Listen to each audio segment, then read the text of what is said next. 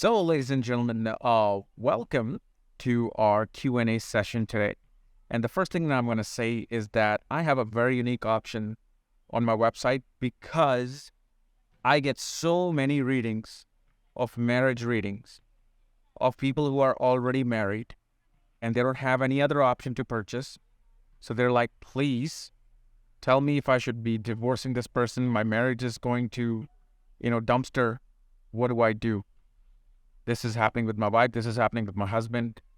And so it's like, I didn't do that. So now what I'm doing is I'm doing a marriage compatibility for post-marriage couples. Okay. So if you're married, I'm going to do my best to save this marriage for you and show you how to navigate through this area, pretty much it's a maze. And you just need to know how to navigate and how you find your path to a peaceful life.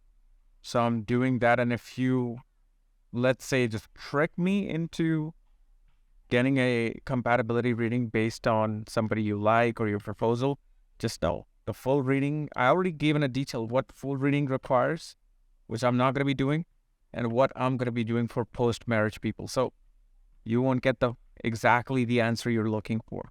So anyway, now let's get back to our Q&A of the week. So the very first question came from Roshni. She said, I would love to know your thoughts on differentiation between career and life purpose. Are there any placements that determine both being in alignment? So very good question, Roshni. And yes, there's a big difference. Actually, I'll add a third one to it. There's a difference between your life purpose, one of your biggest karmas. Second one is the karma of your profession, the karma you're here to perform. The third one is the karma of the soul, what the soul is here to accomplish. And sometimes it's like three fingers who are going into three different directions, right? If I do this, each finger is pointing to a different direction. And sometimes they're aligned. And do you have to make them align? No. You can have complete three separate parts. But there is also a way to align them. Even if there's no need to align them, there's a way to align them. So let's discuss this part, about aligning and how do you differentiate between these karmas. So when talking about the different karmas, when it comes to your biggest karma, that accumulated big karma that you're kind of here to accomplish, you're going to see that through Jupiter. Where Jupiter is placed, what sign Jupiter is placed in, what nakshatra Jupiter is placed in, which planet is with Jupiter is going to show the assistant Jupiter is receiving to accomplish the karma. You're going to look at planets surrounding Jupiter, 12th from Jupiter, 2nd from Jupiter. Again, to see the support system of Jupiter and what highest karma you're here to accomplish. Now, there's no such thing as obstacle in that karma because the biggest karma cannot be without obstacles. This is why we don't even mention obstacles, because anybody who has achieved anything in this life has achieved it through some kind of a struggle, some kind of a pain, some form of rejection. So it's important to understand that fact. So each planet will add on to exactly what the flavor of the karma is. And especially actually the zodiac sign will bring a very, very strong sense of karma. So I'll give you an example. Jupiter, let's say it's in Aries. And let's just say it's an Aries ascendant. It could be any ascendant, but let's say Jupiter is in Aries. Mars is in Pisces. That means Mars is 12th from itself. So that means Jupiter has taken on the qualities of Mars to sit in Aries. And Aries is a sign of things which are strong.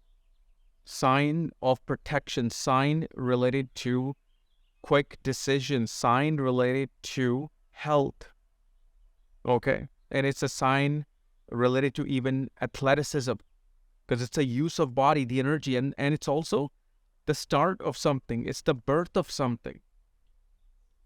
So because it has taken the qualities of Mars to sit in the ascendant, the first thing we see that your big karma as a Jiva Atma becomes about protecting something, saving something, fighting for something.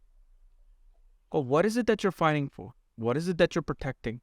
For this, you look at the sign of Jupiter. Jupiter rules the 9th house of gurus, father's lineage, your paternal lineage, your religion, your culture. So this person becomes impelled to protect the knowledge of their ancestors, knowledge of, their forefathers.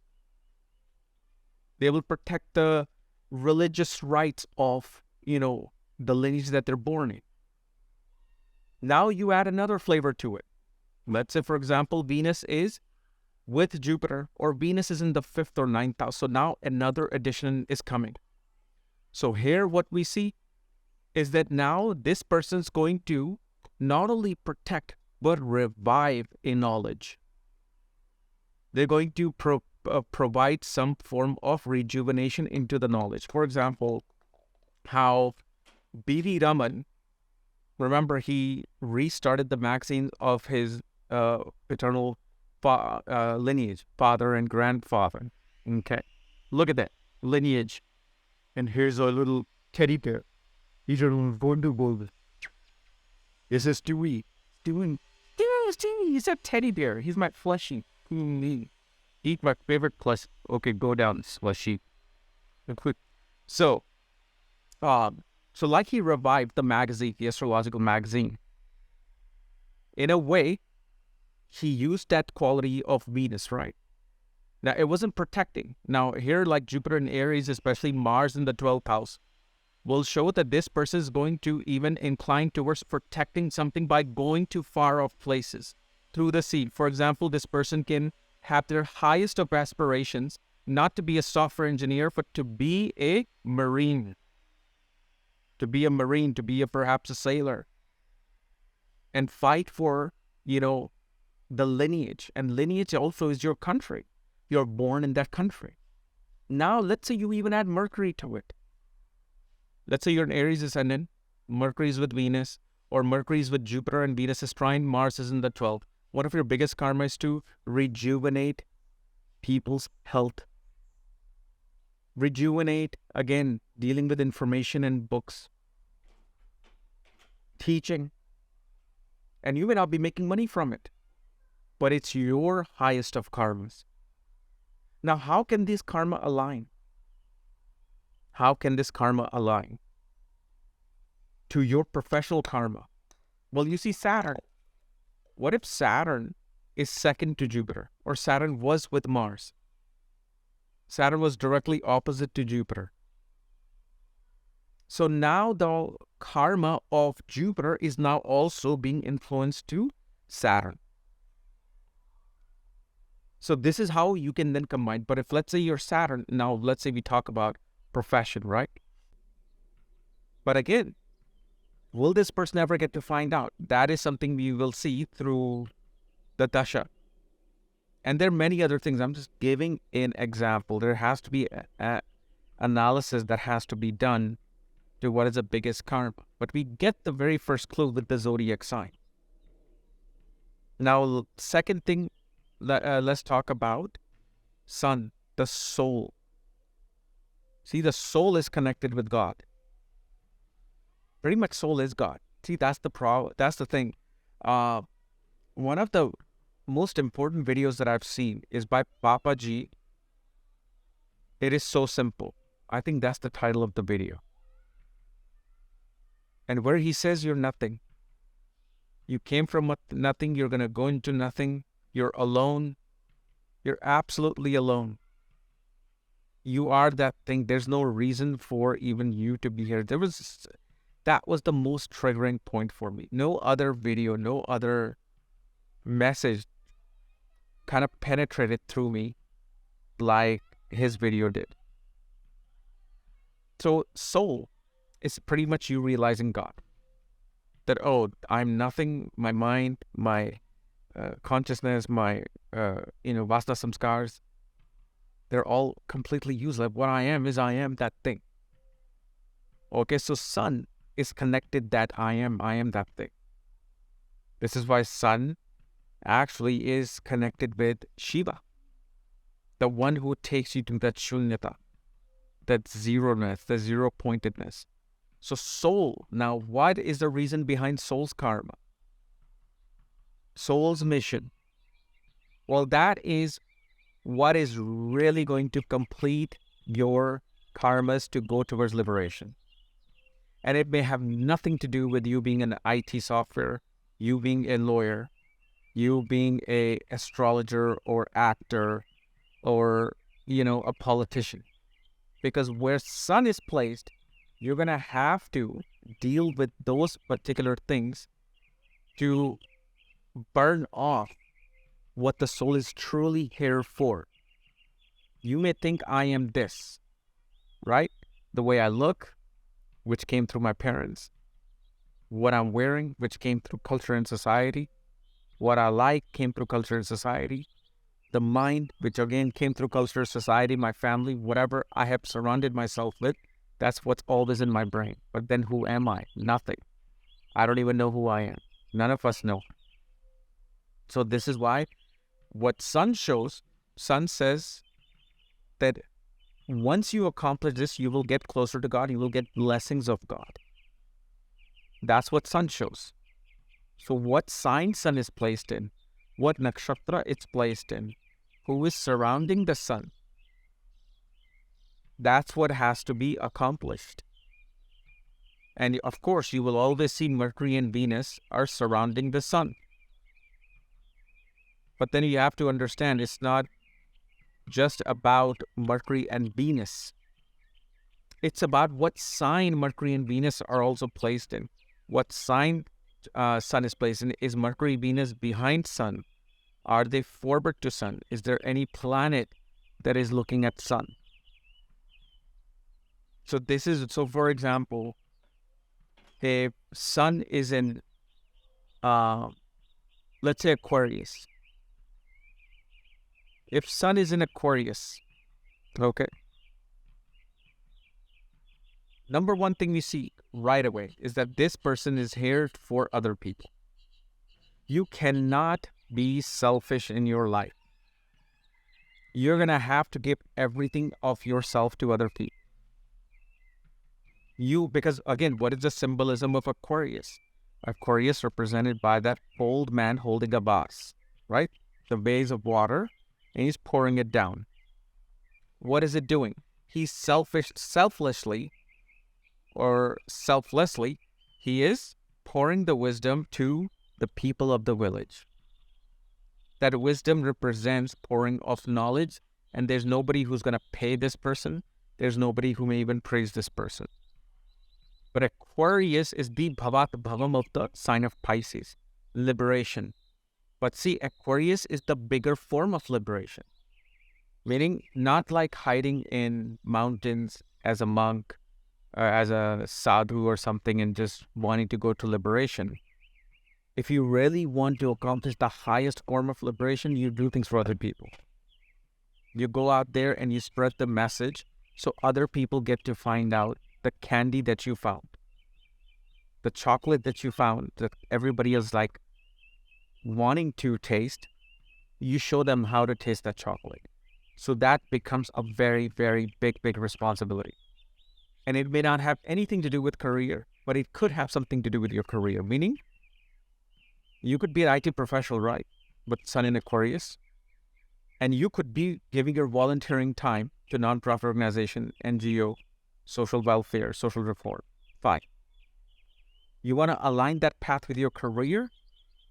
Either you, in your IT career, start giving free knowledge to people. Like, hey, you want to know this? I'll show you how to do it. You want to get this promotion ahead of me? I know you are both in line. Do this. The moment you do this, you will see how the blessings come in your life, because now you are aligned with your soul purpose. That, hey, this person is giving themselves to other people. Or the other way around, you can simply go away from IT and just join a non-profit organization throughout life and live with that small amount of income that you may make from this. So you're aligning your soul's path, soul's karma, versus your own karma, your physical body, your annamaya kosha, your manamaya kosha, your consciousness. Besides the soul, that Jupiter is that whole thing. Now on the third level, Saturn, Shani, is the planet of your profession and karma. What profession, what work are you going to do to earn the money, to earn the merits? What is it that this person will be providing to society? What is one's obligation to society? That's why you go into D10 chart, right? Dasamsha, whose Atma Karka is Saturn, the soul significator of that chart. So you'll do the same thing. Saturn is in Capricorn, you'll provide service to other people. What kind of service? You will see the surrounding planets, you see the trine planets, and of course you also look at your Dharma and Artha. Dharma is the ascendant Lord Nakshatra. Artha is the cusp of the second house Nakshatra Lord. So that trine becomes that whole sequence. So this is how you will understand the whole thing related to these three different actually forms of karma, even though you asked to, I'm giving three. Like, for example, your Saturn is in Capricorn, right? And then you have, let's say, Venus in the sign of Taurus. Okay, or Venus is conjunct Saturn, okay, in the sign of Capricorn or Taurus. Well, what we can see that career is being influenced either by money, banking, arts, creativity, design, or politics.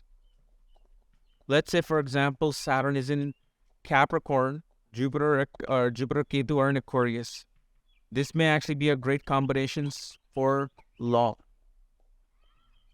Great combination for somebody to even go into things related to spirituality, preaching, astrology, research, even especially like biomedical research, especially Jupiter Ketu are in Satabisha.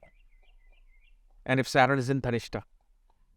You see how we just went from one sign placement to another planet, to two planets and the nakshatra.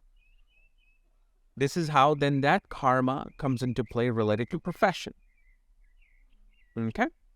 So hopefully this particular question has given some light, and of course, you can find out these particular karmas at this link, KRSastrology.com, under shop section where you get the career consultation or any other form of, like especially Jupiter, Rahu, Venus reading, especially Jupiter. Jupiter is the one of the readings, that I'm actually the most busy with, because Jupiter is you. Jupiter is the Jiva Atma. Jupiter is the Jiva Karka. You are Jupiter. So what I show is that what exactly is this Jupiter? What are you here to accomplish? Career can always be taken care of, but what are you here to accomplish? What is that Jiva Atma? And of course, the sun's karma is very deep. It's sometimes it's even impossible to accomplish such type of task. But sun will always take you towards that. That's the thing. That is why you're born. You're not born here because of Jupiter. You're actually born here because of sun. The soul is here to become very heated, and it's exhausting, burning the karmas off. So, of course, you can find through that. And of course, like I said, option 18 would be the post-marriage matchmaking. Okay. So anyway, guys, we'll see you later. If you enjoyed my channel, subscribe below. Bye-bye.